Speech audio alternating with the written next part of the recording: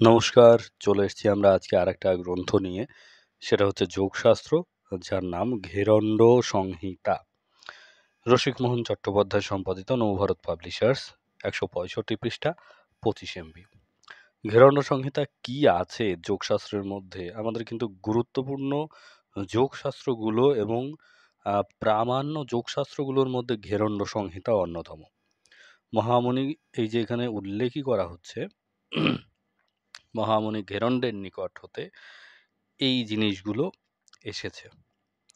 আমরা এর মধ্যে ৬টা অধ্যায় রয়েছে। আমরা প্রথম অধ্যায়ে তার মধ্যে কি পাচ্ছি? ষটকর্ম পাচ্ছি। এখানে বলে রাখি, ষটকর্মের যে লেখা হয়েছে, উল্লেখ করা হয়েছে, এগুলো কিন্তু এক একটা গ্রন্থে একটু ভিন্ন হয়ে থাকে। ধৌতির মধ্যে অনেকগুলো ধৌতি রয়েছে, বস্তির মধ্যে অনেকগুলো বস্তি রয়েছে। এইরকমভাবে প্রত্যেকটারই অনেক কিছু রয়েছে। এই যে আমরা ত্রাটক যে জানি, ত্রাটকের মধ্যেও বহু কিছু রয়েছে। রোগ নিবারণ অবধি ত্রাটকের মাধ্যমে করা যায়। বশীকরণ থেকে উচ্চাটন ইত্যাদি নানান রকম অসুবিধার কাজবাজও করা যায় ত্রাটকের মাধ্যম দিয়ে। যাই হোক, সেটা আমরা অন্য কোনো দিন আলোচনা করব। ত্রাটক নিয়ে আস্তে আস্তে ভিডিও আমরা দেব। আসন সিদ্ধি, আমরা দ্বিতীয় অধ্যায়ে ষটকর্ম প্রত্যেকটা যোগের ক্ষেত্রে একদম বেসিক ভিত্তি। ষটকর্মের পরে আমরা অন্যান্য জায়গাতে প্রবেশ করি, অর্থাৎ সেটা আসন হোক বা মুদ্রা হোক বা প্রাণায়াম হোক, কেননা শরীরকে শোধন করা একটা বিশেষ গুরুত্বপূর্ণ কাজ যোগ মার্গে। তো আমাদের শরীর শোধন হয়ে গেল, এবারে আমরা আসন সিদ্ধির দিকে এগোবো। এতগুলো আসনের মধ্যে যে কোনো একটা আসন, বিশেষত অনেক জায়গাতেই গুরুত্ব দেওয়া হয়েছে পদ্মাসন, সিদ্ধাসন, এগুলোকে।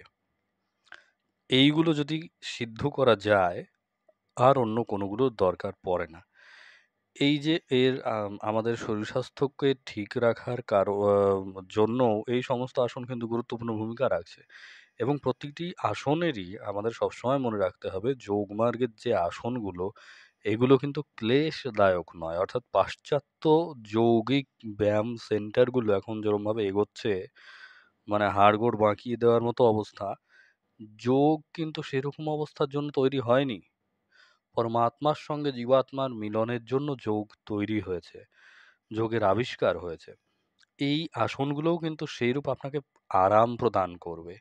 এই আসনগুলোতে যখন সিদ্ধি অর্জন করবেন না, তখন আপনি এক আসনে থেকে বহু সময়, অনেকক্ষণ এক আসনে থেকে সাধনা করে ফেলা যায়। তৃতীয় অধ্যায়ে আমরা দেখছি আসনের প্রকার শেষ হলে আমরা মুদ্রা খুবই গুরুত্বপূর্ণ একটা যোগের একটা অঙ্গ। মুদ্রার মাধ্যম দিয়ে কি হয়, বিশেষ করে মহাবন্ধ, মূলবন্ধ, জালান্ধর বন্ধ, এগুলো প্রচণ্ড গুরুত্বপূর্ণ এক একটা, এবং প্রতিটি মুদ্রাই কুণ্ডলিনী জাগরণে সক্ষম। অবশ্য মহাবন্ধ, জালান্ধর বন্ধ এবং উড্ডীয়ান বদ্ধ সম্ভবত, মহামুদ্রা, মূলবন্ধ এবং উড্ডীয়ান বদ্ধ, হয়তো এই তিনটে বা যে কোনো তিনটে, আমার এই মুহূর্তে স্মরণে আসছে না। মূলবন্ধ, মহাবন্ধ এবং মহামুদ্রা, এই তিনটি হলো একত্রে করার নিয়ম, কারণ এই তিনটির মাধ্যম দিয়ে একটা ফল আমাদের প্রকাশিত হয়।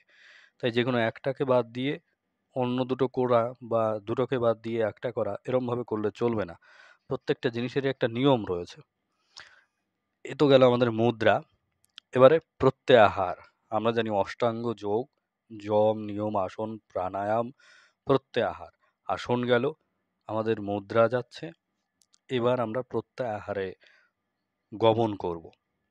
প্রত্যাহার অর্থাৎ ফিরিয়ে নেওয়া। বিষয়ে আসক্ত রয়েছে তো মন, তো সেই বিষয় থেকে ফিরিয়ে নিয়ে পরমাত্মার প্রতি যোগ বা মন নিবিষ্ট করাই হচ্ছে প্রত্যাহার। প্রাণায়াম যখন সিদ্ধ হয় তখনই প্রত্যাহার আসে। দ্বাদশটা প্রাণায়াম তথা 12টা প্রাণায়াম যখন সিদ্ধ হয় সঠিকভাবে, তখন আমাদের একটা প্রত্যাহার সম্পাদিত হয়। অর্থাৎ এক এক করে আমরা প্রাণায়াম যখন হতে থাকবে, এক এক করে আমরা মনকে শান্ত করে নিজেকে, ওই মনটাকে ফিরিয়ে আনতে সক্ষম হব। যাই হোক, সেটা আরো বহু বিস্তর বিষয় এখানে উল্লেখ আছে। এরপরে পঞ্চম অধ্যায়ে স্থান নির্ণয়, কাল নির্ণয়, মিতাহার অর্থাৎ আমাদের যোগীর জন্য কি, কি আহার গ্রহণ করতে হবে কি না হবে তা নিয়ে এখানে সুন্দর বিশ্লেষণ করা হয়েছে। আরো একটা গ্রন্থ আছে যেটা আমরা আনবো, সচিত্র হঠযোগ প্রদীপিকা। সেখানে আরো বিস্তারিত আছে। এরপর নারী শুদ্ধি, কুম্ভভেদ, সহিত কুম্ভক। আমাদের কুম্ভকের কিন্তু বিভিন্ন রকম প্রকার রয়েছে, এখানে তার কয়েকটা প্রকার আমরা দেখতে পাচ্ছি। আরো প্রচুর গুপ্ত প্রাণায়াম, গুপ্ত কুম্ভক বহু কিছু রয়েছে যা আমাদের এ সমস্ত শাস্ত্রে আমরা পাই না, সেগুলো গুরুমুখে এসেছে, গুরুমুখেই এখন রয়ে গেছে। যাই হোক, সেগুলোর মধ্যে এই কুম্ভকগুলো এক একটা বিষয়, এবং কুম্ভক কিভাবে সিদ্ধি হয়, তার লক্ষণ কি, ইত্যাদি বিষয়গুলো আমরা এখানে পেয়ে যাব। আর নানান রকমের কুম্ভক আছে দেখতে পাচ্ছেন। ষষ্ঠ অধ্যায়ে, সরি, আমাদের এটা বইটা হলো সপ্তম অধ্যায়ে সংগঠিত। তো ষষ্ঠ অধ্যায়ে ধ্যান যোগ, ধ্যানের যে প্রকারভেদ রয়েছে, স্থূল ধ্যান, তেজোধ্যান, সূক্ষ্ম ধ্যান, তা নিয়ে বিস্তারিত বর্ণনা। এবং সপ্তম অধ্যায়ে সমাধি যোগ।